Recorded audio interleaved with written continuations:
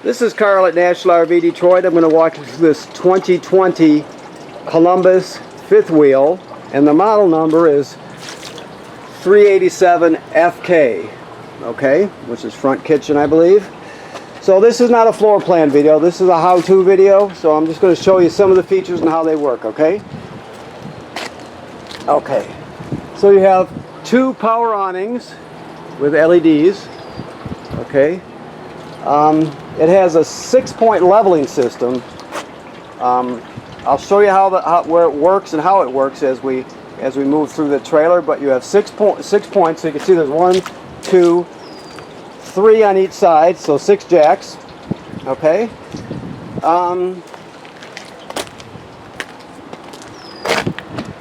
Your basement here. There's a kill switch for the battery, right? And then you have some sound and some TV hookups here and a remote, so you can have outside entertainment. Okay, as we move around, you have storage up front, battery storage up front here, as well as docking lights and that sort of thing. You have two 30-pound tanks, one on each side. Alright, so here we have the water docking station and a few other things. So this right here is a controller for the leveling system. There's going to be another controller on the touchscreen inside the trailer, right? This is a more basic one. Really, the only thing you're going to use on this, generally speaking, is auto level, right? And you're also going to have hitch height is what you're going to use. You can retract it all, but if you retract all, it'll nosedive it. The landing gear will retract also, so it will nosedive it. So you always got to be careful when you do that something isn't underneath the front hang over there. But when you auto level it, it remembers the previous hitch height. That's what hitch height is. So after you unhook your tow vehicle and pull it away, it remembers that height when you auto level. So when you're getting ready to leave the campsite after a week or whatever it is you're there, you can push hitch height and it'll return you to that position that it was before you auto level. Therefore, you can slide the tow vehicle right underneath. One thing to know is to turn this on. I'm going to see if I can do it with one hand here because it's floating around. But you push both of these arrows at the same time. It's very difficult for me to show you, but you push them both at the same time, it'll turn the green light on right there. There are directions right here. Okay, so inside here, this is a power inverter, right? So this inverter inverts power. Inversion is inverting 12-volt DC to 110, 120 AC, right? So what this does, it takes 12 volts from the battery, it inverts it to 110 AC and sends it right to your refrigerator, because your refrigerator is a household refrigerator. So therefore it can run on battery when you're pulling it down the road. Your tow vehicle's alternator will charge the battery. The battery sends power to the 12 volt DC to the inverter. It inverts it up to or over to 110, 120 AC and sends it to your refrigerator. Okay. There's also a converter in this trailer, which I'll show you when we get there, but this is the inverter. Okay. All right. It's just a spray hose there. Okay. So this is a water filter canister. You get a wrench and a filter with it if you choose to use it. Your galley tank right here, right? You have a city water hookup here, right? You can also fill your tank from here depending on what position you put these 4 valves in. It's got a picture of each position. So let's say for city water, which is the most common way to have it, is right like that. You do that and you can just hook a hose on there and it's set to go. Now if you're camping someplace that doesn't have power, or doesn't have plumbing on the campsite, you can power fill the tank. You still have the hose hooked on here, but before you get to the campground, you put it in that position, turn it on, it'll fill your fresh water tank. Then you can use your water pump here or inside and pump the water from your fresh water tank. Everything will work as though you have city water, you'll just be pumping it from the tank. Before you can do that though, you would change it, after you fill the tank, you change it to dry camping, which will be this position here, and it'll pump water out of the tank. Okay, so you just look at these drawings and pick out what you need to do. I'll put it back to city water right there. Okay, So this is where your sprayer hooks up here. That's an exterior switch for your water pump. You've got cable and satellite through. This is a black tank flush. So after you dump your black tank, you can leave the valve open, hook the hose at the dump station on here, and it'll spray out the inside of your black tank, clean off the sensors, that sort of thing. Okay. So if there's a working hose at the dump station that hasn't been run over and it works, I advise to use that every time you can use it. When you dump, use it. Okay. All right. So let's see what else we have here. Let's look around. More valves. There's a hook up there for your dump hose. Some more valves here, as you can see. This is a 50 amp cord, because this is a 50 amp system. So we give you the 50 amp cord, plus you get the reducer to reduce them down. You actually get two reducers, one to go down from 50 to 30 and the other one to go from 30 to 20. There's another valve dump there. This is your water heater. The thing to know about the water heater, it works on LP gas or on AC power. So this switch right here, this rocker switch controls the electric heating element that's behind this cover here, right? It's off right now. You only want to run this when there's water in the tank. Right now this trailer it's been de-winterized. It's in camping mode, so you got antifreeze been purged from the system and there's water in the system, and your water heater tank is full. So keep that in mind. But you never run this element, or the gas valve for that matter, without water in the tank. Always make sure you do that. So this is off. The switch for the gas is inside the trailer. I'll show you that when we get in there.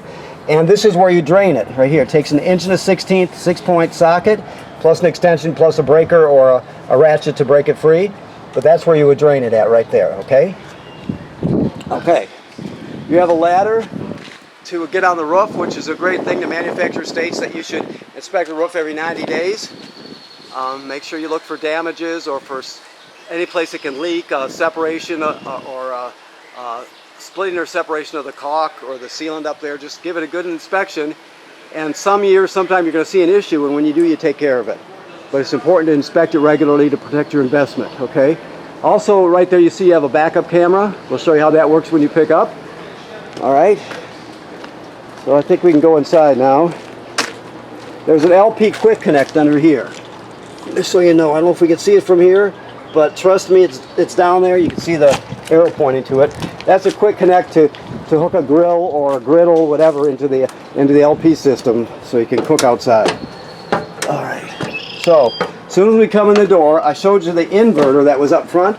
This here is a power converter. It does just the opposite. The inverter goes from DC to AC. This one goes from AC to DC. So you see you got regular household type circuit breakers here, and they're all labeled here, right? So this is a power distribution center like you would have at home. And then the AC power is converted to 12 volt DC. On this side you got a few breakers and you got some fuses here, and they're all labeled. That's where you get your DC power from when you're plugged in. This is also a battery tender, so as long as you're, like I said, when you're plugged in, it's going to sense how much energy your batteries up front need, and it's going to keep them charged all the time. So when you're pulling it down the road, the tow vehicle's alternator charge your batteries, and when you're plugged in, this power converter will charge it. Okay, like I said, the inverter sends power right to your refrigerator, so you can actually run it. Although it's an AC refrigerator, you can actually run it going down the road. This is your carbon dioxide LP gas detector. It should always be green like it is. The light in it should always be green. If it's not, get it serviced. If it ever goes off, you take everybody outside, leave the door open, shut the gas off front, figure out what's going on, okay? Okay. So you have two panels here. This is your touch panel here, and then over here you have an analog panel. It's self-explanatory, but you can see all the slide-out switches and that sort of thing, awning switches right here. You have these analog switches, or you can use the touch panel here. Okay, so I'm not going to go over every feature on this. It's pretty much self-explanatory. You can read the literature if you need to, but if you go to devices, it's in groups right now. So you see you got your awning group, HVAC group, lighting, leveling, monitor panel for your levels and your slide rooms. So just to show you the slide room thing, there you see all your slide rooms. Go back this way. Leveling. Remember I told you you could operate the leveler from inside the trailer?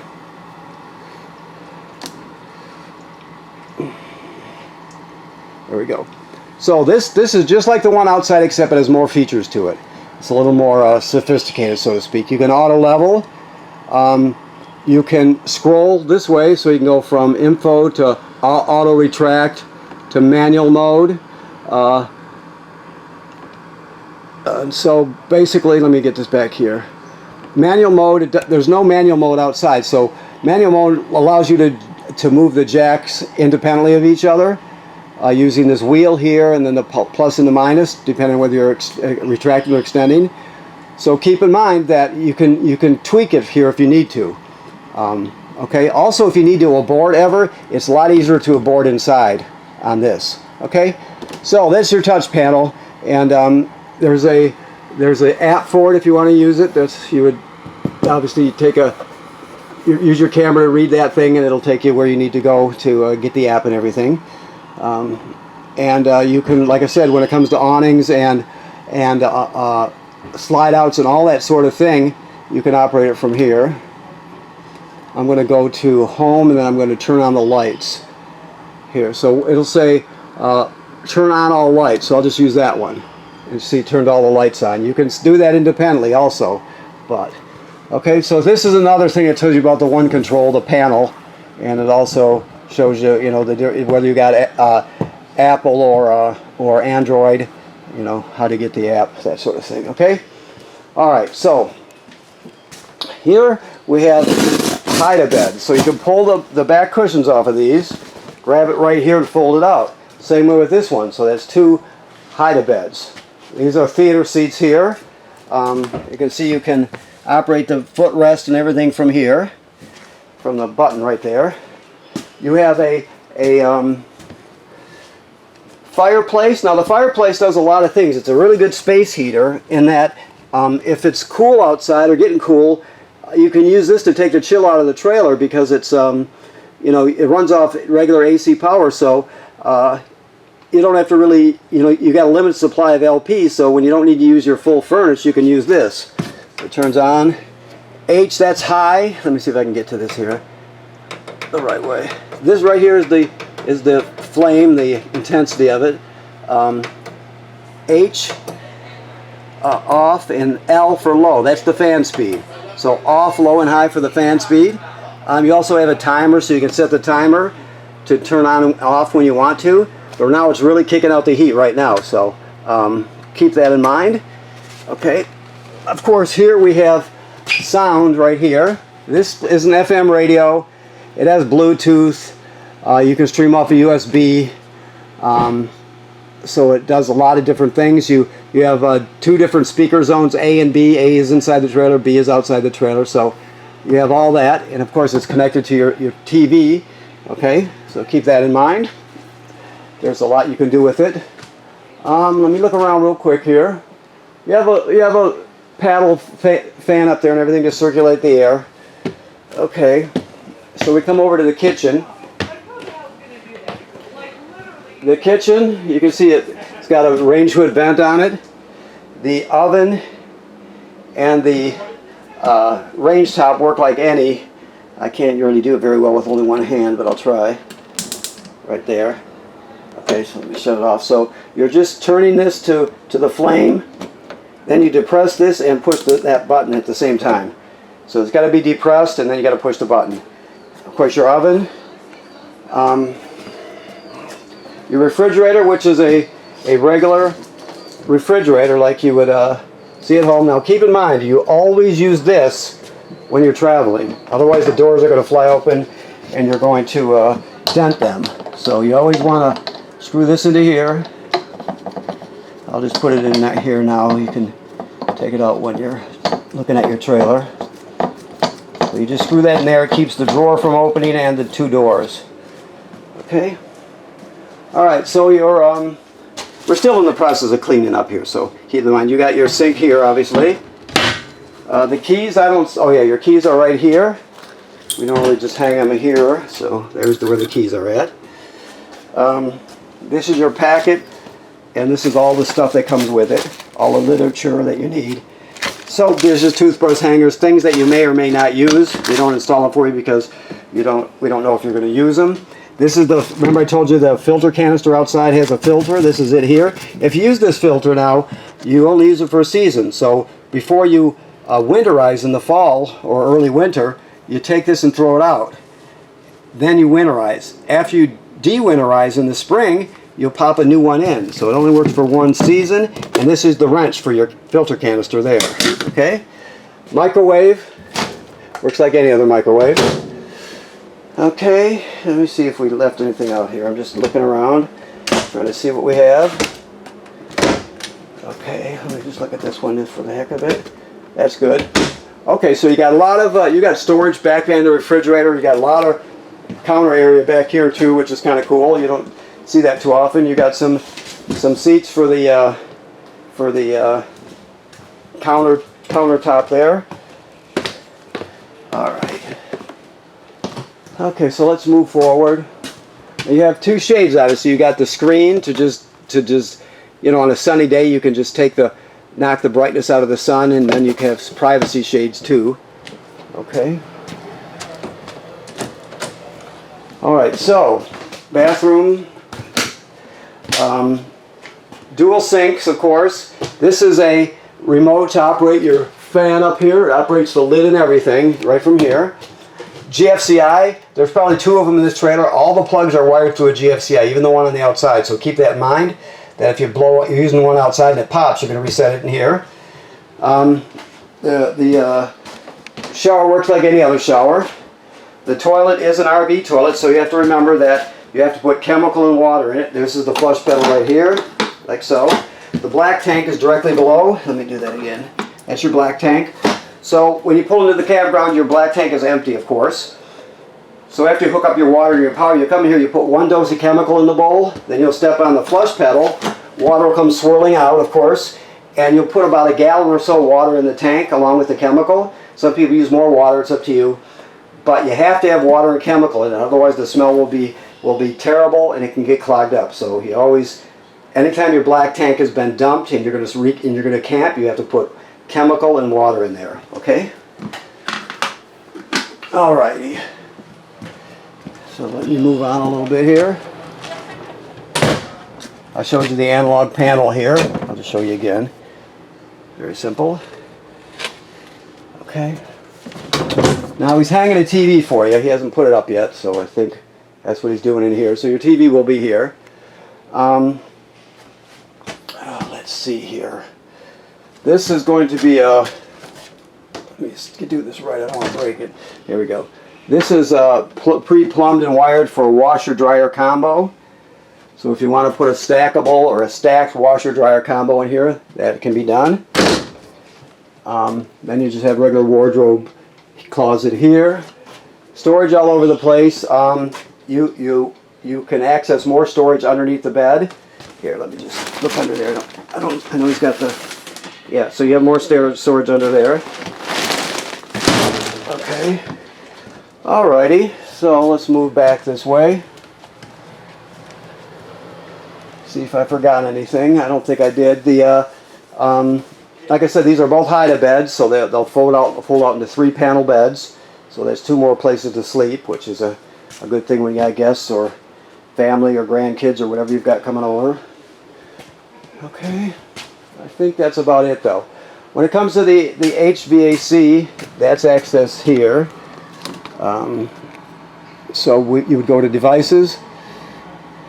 I pushed that hard enough. Devices, there we go. And you would pick HVAC, of course. You got the main climate zone and the bedroom climate zone, 2 different zones. So we'll go to the main zone. I know I might have to push that. There it goes. And it's pretty simple. You would choose the source. Like for heating, it's going to be gas, for example. The fan, you always try to run it on auto. And heat source, preferred gas. So right there, depending on where you set the temperature, the air conditioning will kick on, or the furnace will kick on, depending on where you put the split point. So keep in mind, and you've got 2 different zones. So, all right. That's for the paddle fan up there. All right. And you have a skylight up there. Plus, you also have this one thing I forgot to show you.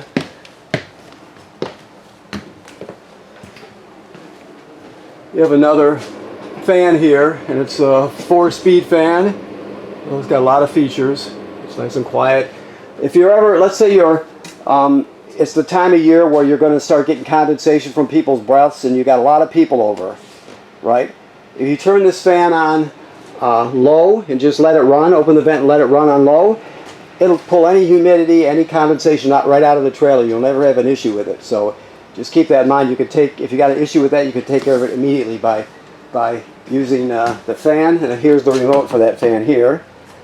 This we will show you when you pick up, but this is the rest of your backup camera here. And then this is your tire monitor. This each tire has a transmitter in it that is direct on the wheel, directly across from the valve stem. It's inside the tire on the wheel. So when this is set up, you'll be able to know the temperature of your hubs and the tire pressure. It has alarms on it, all sort of things. This will go up in the tow vehicle with you, along with this backup camera screen. Okay.